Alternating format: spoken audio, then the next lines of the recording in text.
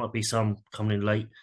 But tonight we're going to work on playing out from the back. It's good to see some of you have been on to um, some of these train effective presentations before who have come back.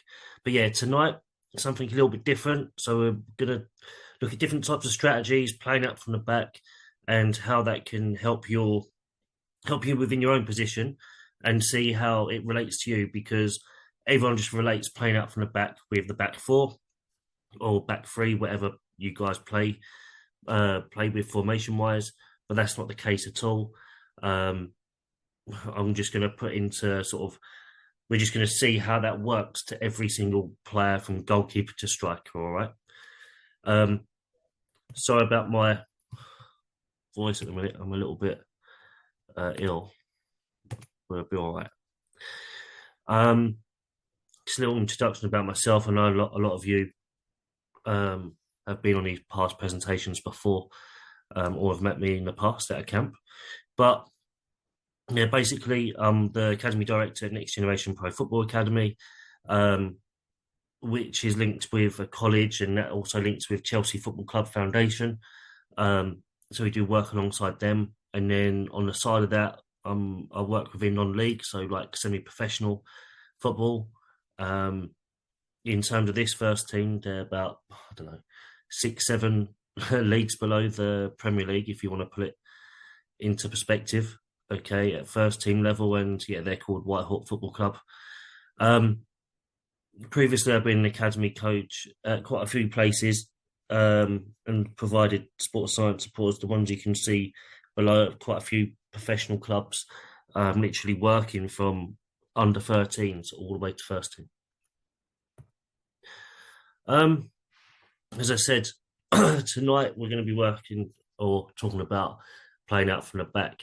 But I think an introduction is also needed for that, based on where this sort of comes from as well, in terms of the reasons why these strategies have come into place, and, you know, how football's changed over the years.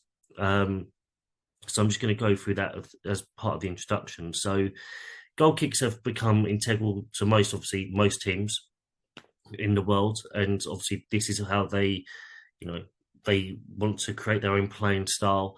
And this is what we're working on tonight, is how they build up play. So how can they progress play up the thirds? So there's many variations and setups of the different types of movement. You'll be able to see this in different leagues, different countries, different levels. And the tactical side of this changes every weekend. I've literally just watched finishing I just watched Manchester City versus Tottenham, and as again, both teams set out to play in all different ways, whether that's short, trying to let people come onto you, or going straight long. In that game, if you guys have just watched it, or if you can watch down the highlights, it's a good one for you to watch, because there's some good stuff on there, and there's a couple of bad bits from Tottenham, and Manchester City scoring their goals from Tottenham playing out. But yeah, so obviously now there's no longer goalkeepers only asked to push their teammates up the pitch, aim for a big strike, and hope to win the second balls. Be honest with you, back in the day, back in the 90s, early 2000s, that's how I used to play. Okay, the goalkeeper used to just put the ball on the ground, try and go long. You try and get a header, or you as a midfielder and I as a midfielder try and win the second ball. And you've got people going beyond the play as like third man runs, amongst that as well. And also in terms of a coaching capacity, I've known in the past that other, not going to name them, but like other football clubs, probably lower down the football pyramid in England at like League One, League Two level, they will predominantly, they used to play longer, and some still do, will play longer from goal kicks to try and get into certain zones of the pitch, especially out wide, because they believe with the players they have, they're more likely to create goal scoring opportunities. But yeah, you don't see too much goalkeepers doing aimless long kicking down the centre of the pitch and everyone just gambling and hoping to win the ball. Um, the development in goal kicks has been brought along significantly by the implementation of new goal kick rule in the 2019 to 22 season. This new rule allowing the ball to received in the box was designed to curb time wasting and speed up the game.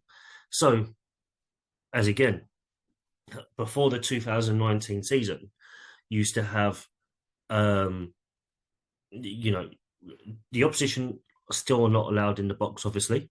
That's obviously the law of the game. So opposition, you're never allowed in your opposition's box, or they're not allowed in yours before the first kick has been made. But you used to have centre backs, midfielders, etc., on the outside of the box.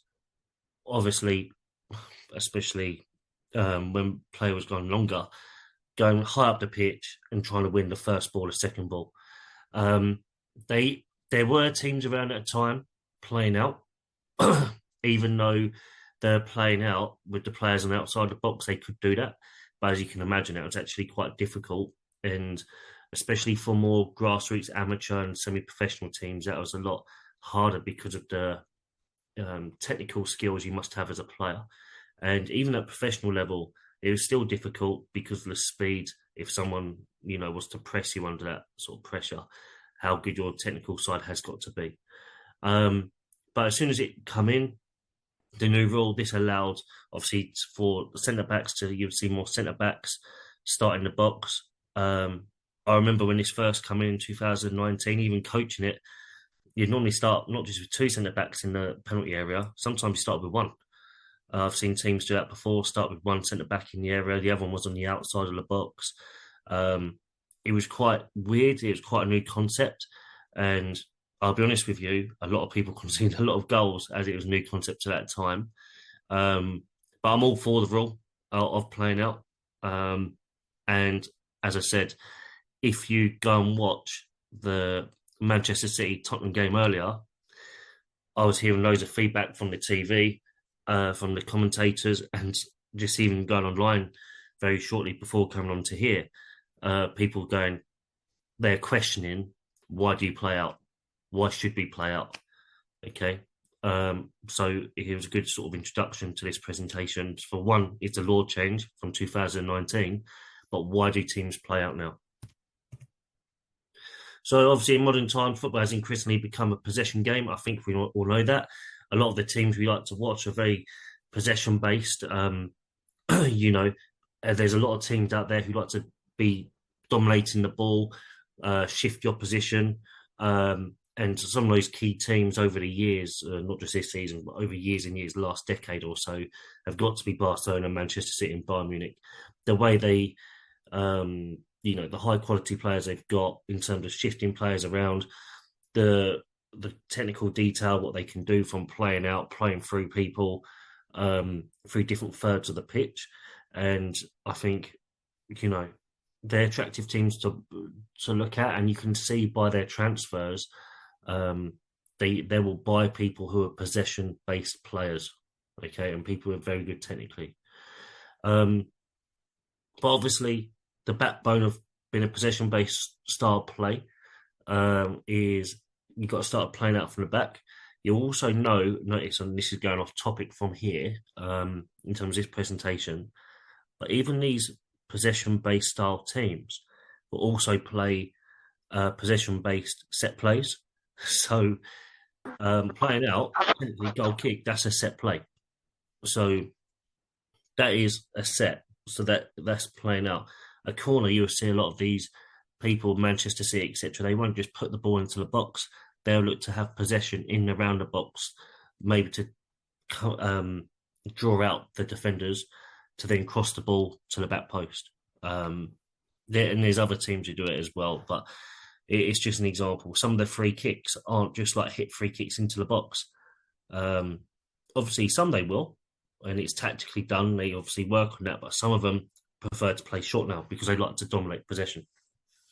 So as you can imagine, even though it's very attractive, it isn't like with this type of tactic, it's extremely difficult to execute, and it carries out a certain high risk of error. So Even looks pretty, good on the eye. Players love it, they enjoy it. A lot of the players I coach are exactly the same. It does have, it's going to have errors because you're not always technically going to be, supreme on the ball. There will be mistakes. How quickly can you recover them? The other thing is the technical detail that goes into that is also massive as well. So, looking at this going forward, you're going to have to get personnel who believe in the way of playing out, believe in the way of keeping possession, and have the technical demands of the game to be able to keep possession. Or some of these players I've seen as well and coached, they're not always the best technically at the start, but you can create them to be better technical players just by the buy-in, of what they can see tactically on the pitch. So, just going through this is just an example. So I've only done like 3/4 of a pitch here. So as you can see, I've broken it off into 5 lanes and like 3 different thirds. So this is where everyone's important in terms of playing out. This is not just the back 4 players. An example here is you've got the goalkeeper obviously starting in the middle of the box with the ball. It's a common trend. Okay, we'll go over some other couple of trends shortly, but this is just one example of one. The goalkeeper starts in the middle of the box, so the goalkeeper technically looks at this in the outfield now and goes, right, I see my 2 centre backs, I can see a couple of midfielders in there, I've got my full backs, and I've got my 3 forwards going high. Now, everyone thinks, right, to secure and succeed playing through the thirds from playing out from the back, you've got to be technically good from the back to start with. Half true. The massive thing is actually the forwards. The higher the forwards can get in this picture, what happens? They're able to create more space in the middle of the pitch. Now, if you look at the right winger, for example, he's gone up nice and high. He's on the far right-hand side lane, and he's just on the cusp of that final third. He'll make sure he's over the halfway line. He's never on the halfway line or under the halfway line in his own half. He'll always be in the opposition's half to start. The same will happen on the left. So what's happening now, you're just making the pitch a lot bigger, you're stretching the play, and you're creating spaces in the middle of different areas, especially in the middle of the park and in other wide areas for people to play into or around. So this one here, what you're seeing now, is one type of pattern. We've got a pattern here, first of all, where the goalkeeper can play the ball to the right centre back, and the number 9 drops in to that half space and goes and receives around the halfway line. So basically, we're going to play through the opposition. Okay, we're going to miss out our number 4, number 8, so our CDM and box-to-box midfielder, or could even be our number 10, our Cam. He's literally going to cut through the centre-back. He's going to play through straight to that number 9. And that space has been created because the midfielders have pushed up towards their own D, pushing up the opposition as well. So he's created that space for that 9 to receive in. There's another thing the goalkeeper can do.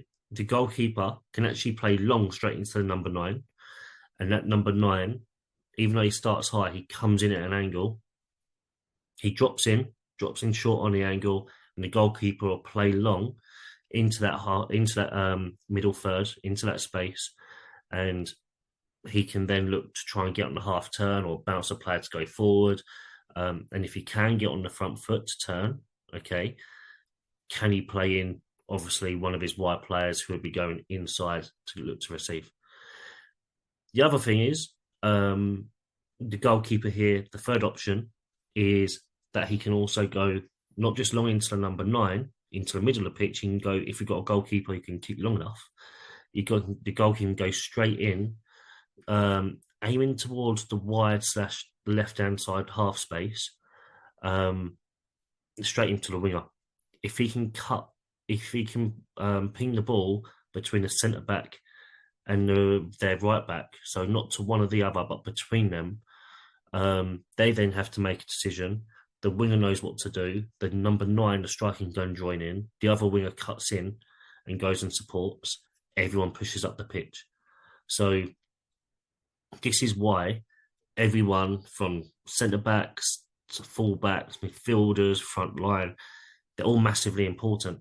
And there's so many different ways to why you as an individual yourself are important from playing out. So if you're a striker in this instance, if any of you here are if you're a striker, when a coach is doing playing out, whatever you do, just make sure you're listening and getting as much length on that pitch as you can. So you're always starting. You're trying to get those centre backs to come back with you. So then you're creating more space for your midfield players or centre backs. But as again, it's just knowing your role. Doing this is all well and good on a screen, showing you like this, these like 2 or 3 different patterns.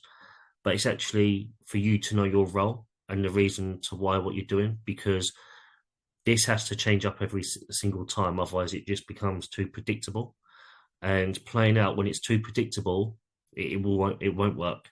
You've got to have at least, I don't know, 4 to 6 strategies of being able to play out.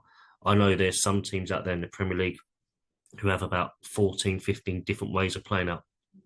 So, and you as a player, every single player will determine every single one of those, say, 14 different patterns of playing out. They know exactly what they're doing. And that's why, you know, you've got to be tactically sound in your position, especially if you're a professional in the game, because that will break down everything. Okay.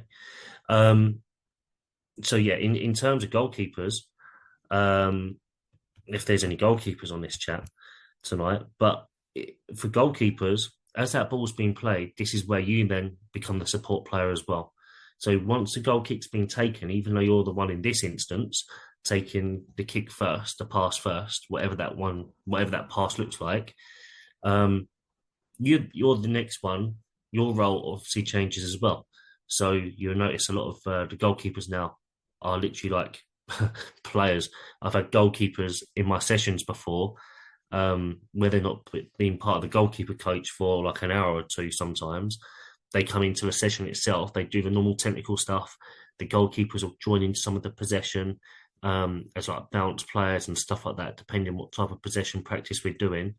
And they're literally just practicing on playing out the entire time. And you wouldn't think they're any different to any type of number 4, like a CDM, like a ball playing one, just to make them more comfortable. So I'm just going to show you one strategy here. Now, on this one, this is Manchester City versus Liverpool. We're looking at the Manchester City players to start with, okay? And they're the ones just highlighted in the red there. So what's happened here, the strategy Pep Guardiola went in on this game was to bring Liverpool higher up the pitch. Now, we all know Liverpool are massive high-pressing, counter-pressing side. So they would have been invited to this quite easily. Manchester City bought mainly their whole back 4 is in their half. You won't be able to see in this entire picture. The whole back 4 is in the half. You got the 2 centre backs looking to receive, and you got the 3 midfield players. They played a 4-3-3 in this game. Were quite close to the penalty area, looking to receive as well. Now, what they tried to do here, they treat it like a rondo, basically, and Ederson had different, just like the picture I showed you a second ago, has different passing options now from centre back inside to centre back on the outside. He's got a midfielder in the middle looking to receive on the D. All the Liverpool players are pressed up, so they're giving, they're trying to create an overload. Liverpool going to try and create an overload on Manchester City's playing out. But what happens, Manchester City want it to happen. So now Ederson will try and find a spare player who peels off into midfield, and he try and finds an area. I've got another example of this to show you a little bit later with Brighton, but it's just one example of an early example of when this started to happen, when playing out started to change. So it's just one example. Now, I don't know if you guys have seen much of this. This started more last season. Um, it's starting to make its way into non-league in England. Um, I don't do it myself with my club because I I wouldn't say I've got the players, and sometimes there's a lot of managers, sometimes lower down, who don't quite understand this sort of concept yet, because it's very risky. These guys train every day, um, and they practice this daily. So they've got the roles set up right. They know why they're doing it. Um, I even got asked by another coach, quite a forward-thinking coach as well, why do teams do this? So this one is like the above example is Brighton set up for a goal kick against Newcastle. So what Brighton have done, they've kept um, four players in like the type of build up and in and around the box. So they keep them in the round. Um, it's just more options. But if you look at Brighton, they've pushed themselves up as well. Not Brighton, sorry, Newcastle. Newcastle in the green, highlighted in green there. Newcastle here have set up really high, falling into Brighton's trap here. The difference is now, if you look at the centre back in the middle of the goal, he's actually starting with the ball. And he's actually the centre back playing to the goalkeeper instead of the goalkeeper playing to the centre back first.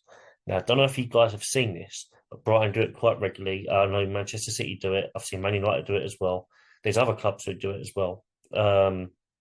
And they're playing to the goalkeeper now. First of all, that raises a massive question mark amongst a lot of people, a lot of coaches, and they want to know what is the purpose behind the centre back playing to the goalkeeper first instead of the goalkeeper playing to a centre back.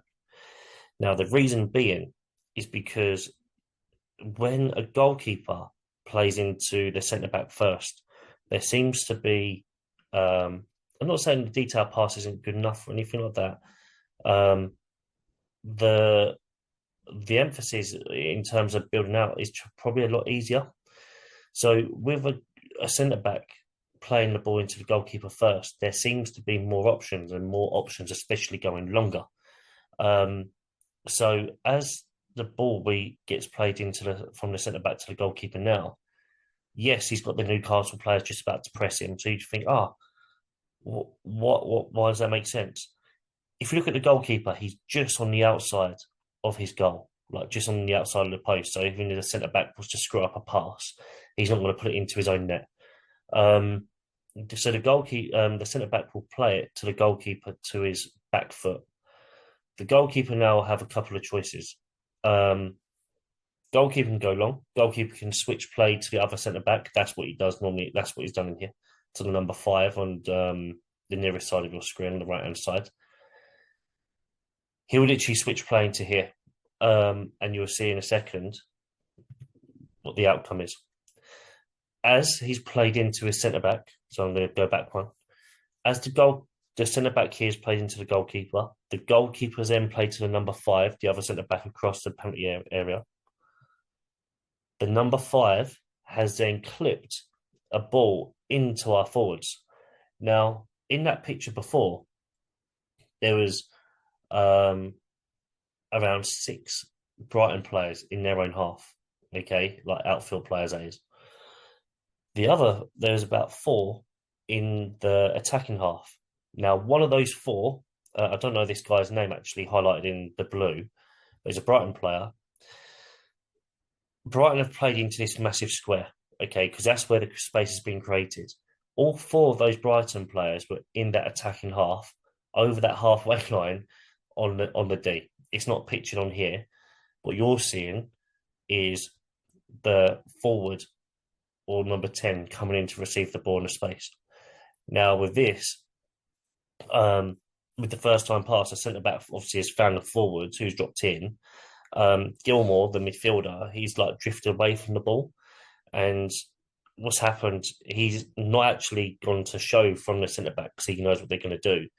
You will see him in the middle of the picture, just inside the red zone in the square. He's actually going up to go and receive on the angle. Um, as that striker receives the ball, Gilmore get actually receives the ball and then goes plays forward again. So as that striker there passes it to Gilmore, he will then spin back into the opposition's half.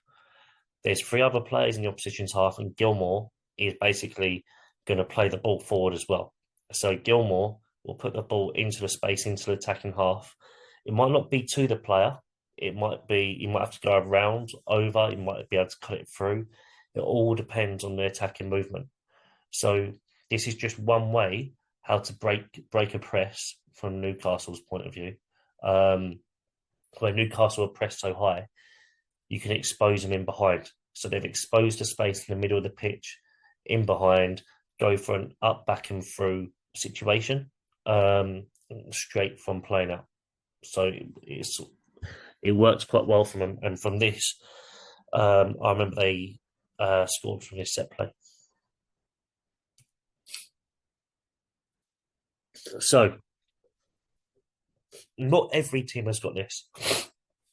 I remember years ago when the rule change first come in, and the rule change come in, and it was all well and good because everyone's like trying to work on playing out from the back, nice and short passes, etc.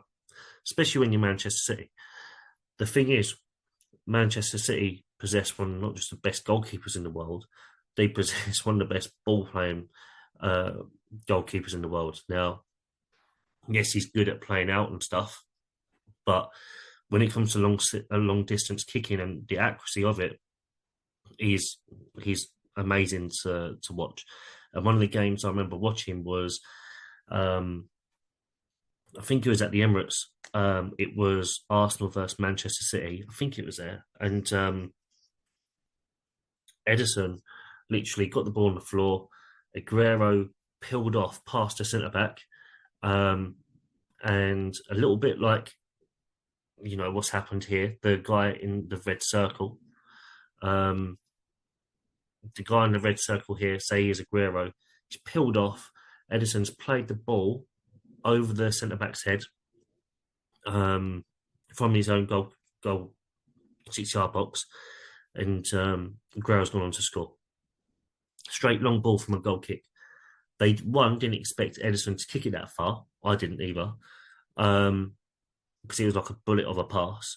It wasn't just a lofted long ball in the air. He passed it. He knew exactly what he was doing. Aguero knew exactly what they're doing, and they'd obviously practiced on it.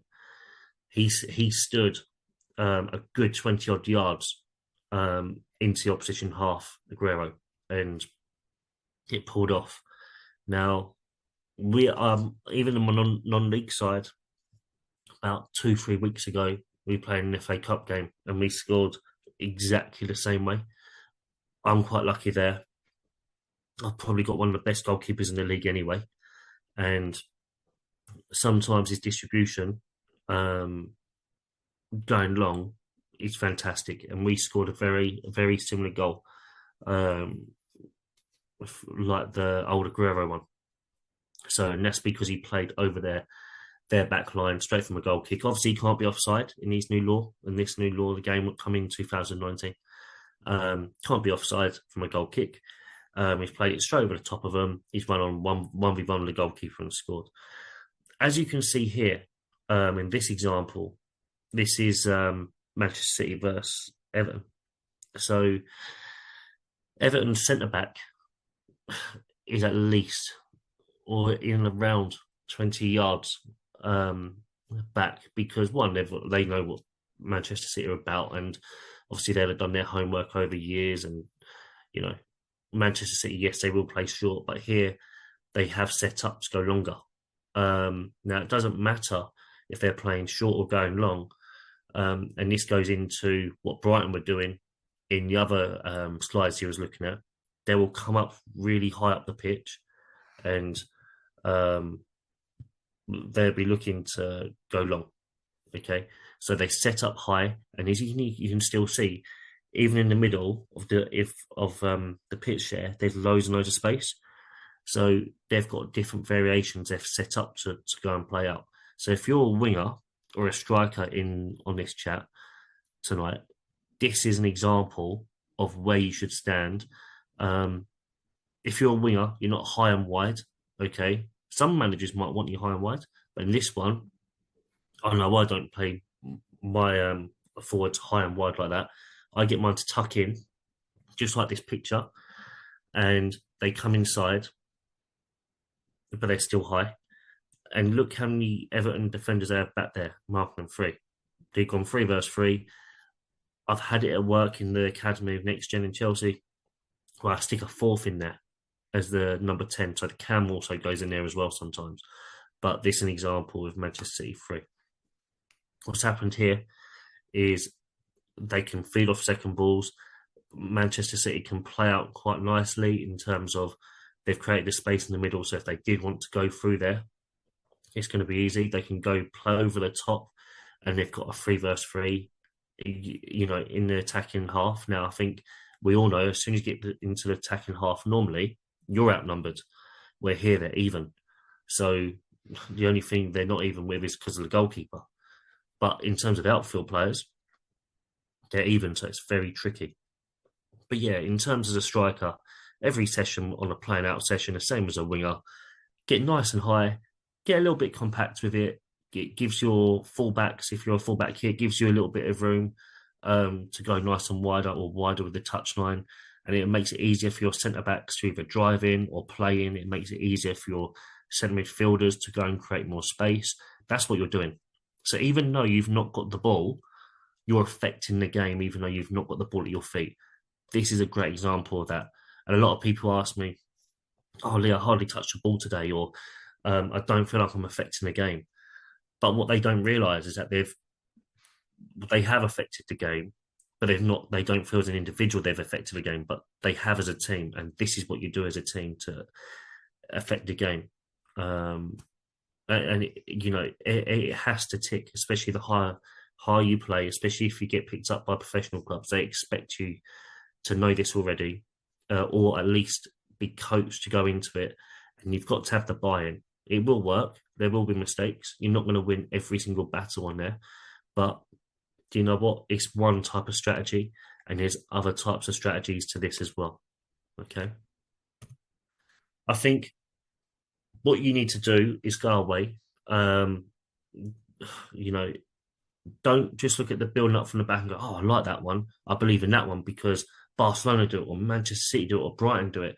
But these are the ones I find best to observe in terms of playing out because the managers are massive in it. That's what I advise to you guys. But don't just do it because it looks pretty. You've got to do it so it's relevant to you and your team. But also look at the positioning. Look at the position of the forward, the midfielders, the width and the depth, so width and the length of what they're doing. Look at the detail of pass. Look at the rotation and the movement. They're not just standing there; they're anticipating the next moment of the game. So once the ball's played, if I go back to the Billy Gilmore one, Billy Gilmore's gone in first of all in the round where that D is of his own D. He knows he's not getting the ball. He knows when it goes out to that left-hand side, as that ball's going out to dunk from the goalkeeper, the number 5, Gilmore knows, highlighted then the blue on the left-hand side of the screen, outside the D, he knows he's not getting the ball. He knows he's not getting it, even receiving between the lines.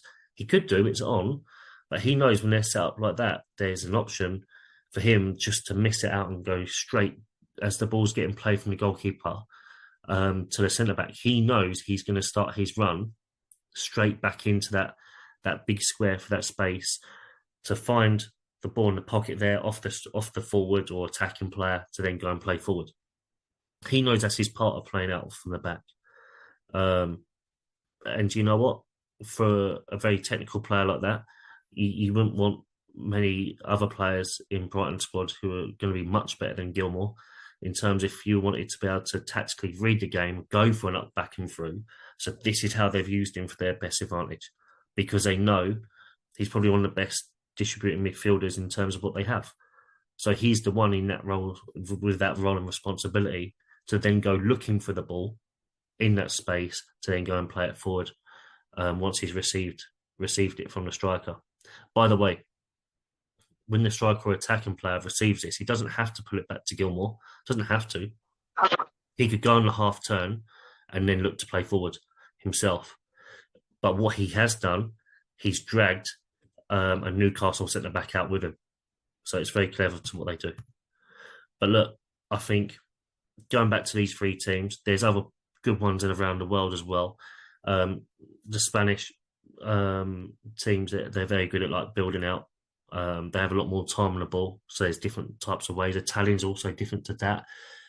There's a lot of German teams, especially over the years, with Bayern Munich especially, who are fantastic at playing out and still are. So, you know, I think you need to look at teams that best playing out in your own from your own country, but then also look abroad as well. Now, guys, is there any questions you might have? If you have, here's your time.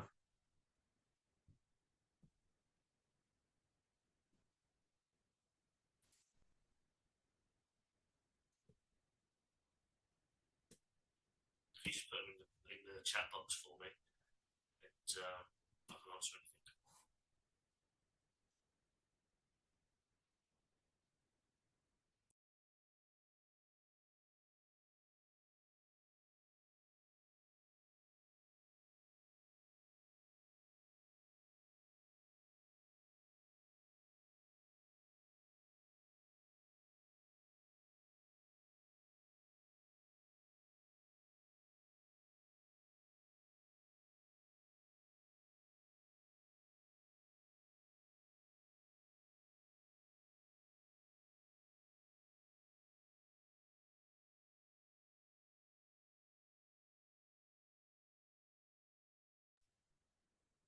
You ask me if it's all be related to your position in playing out.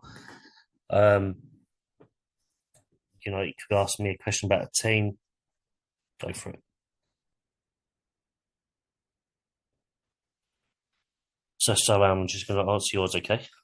So as a fullback, I think.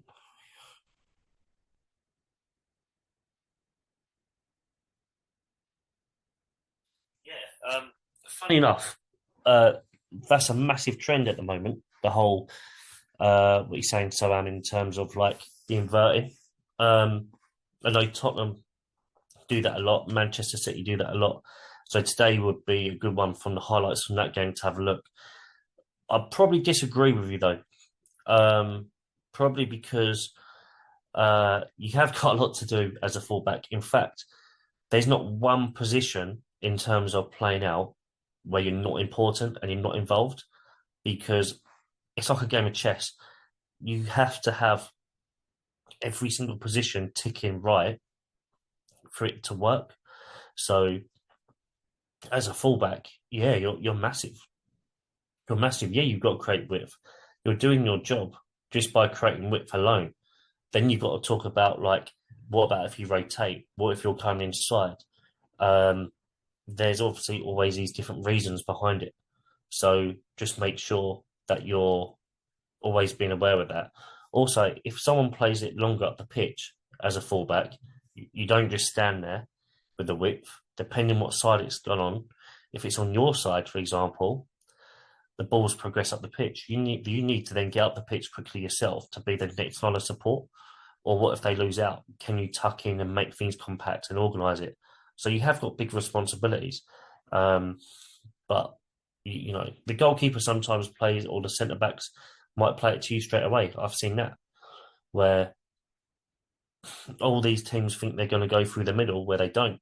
Instead of going through the people, or instead of going through or over them, they go around them, and that's where when the play goes around them, that's where you're very vital. So you see a lot of these teams. Sometimes they play in the middle to then play wide. That's where you're vital. Okay. Anything else, guys?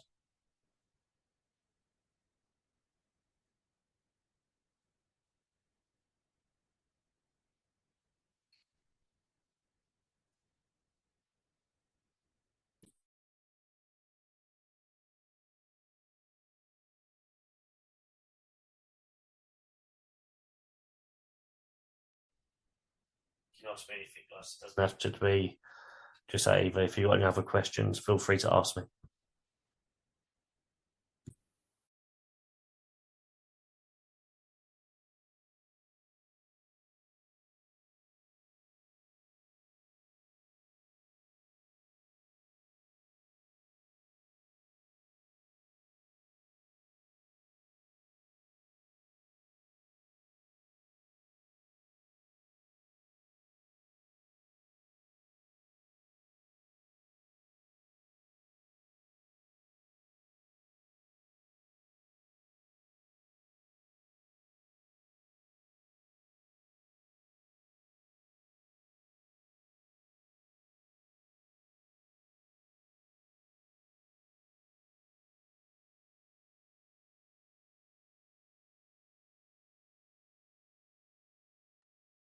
Answer this one for you.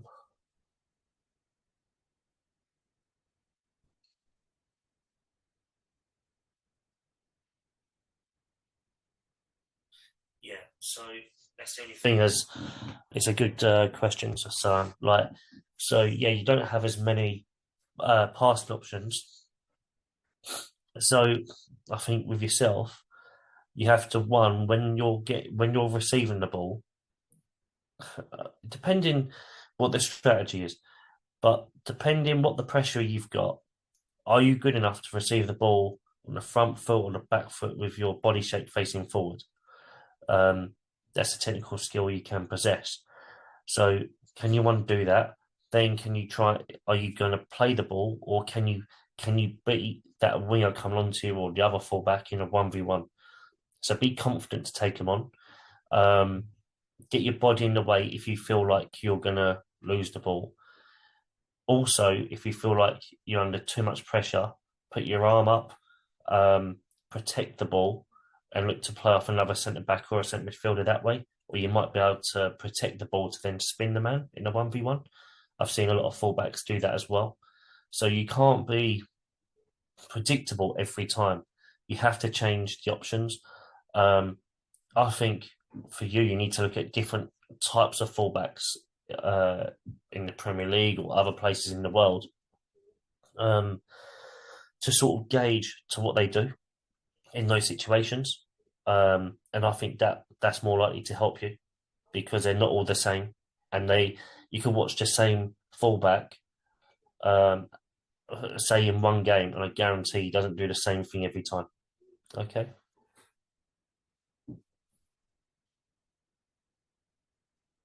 Is there anything else, guys?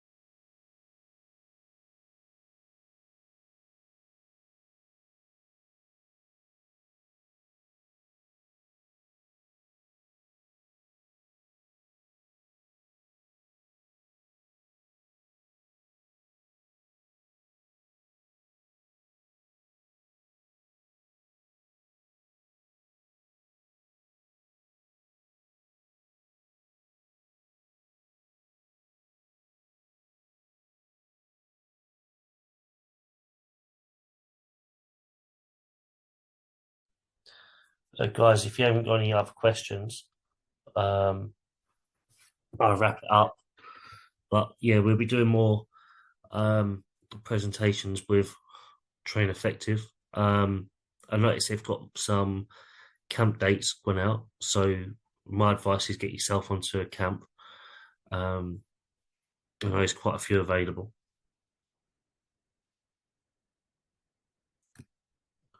So I'm reading one from you, Sam, again.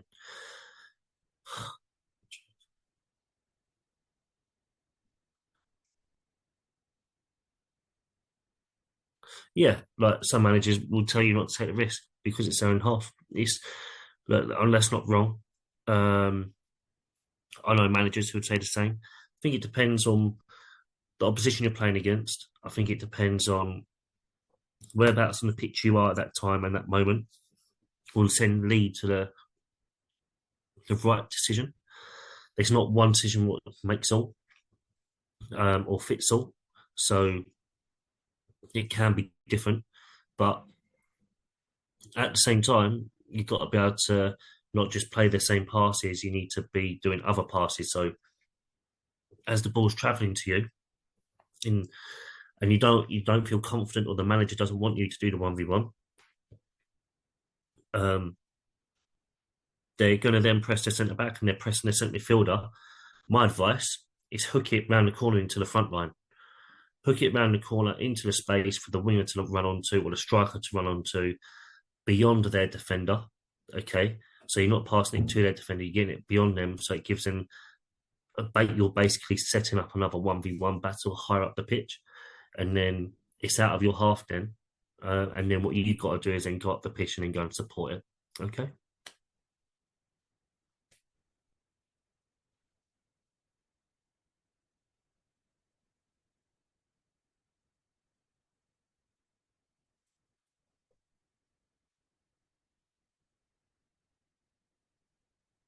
Anything else, guys?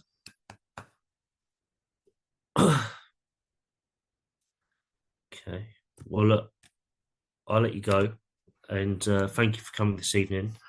And yeah, I hope to speak to you all soon. If you want to put in the chat anything you'd like me to present or someone else going forward, any like topics or subjects, just put them in the chat and we'll definitely consider it. Okay. If not, you're free to go. And thank you for coming this evening. Take care.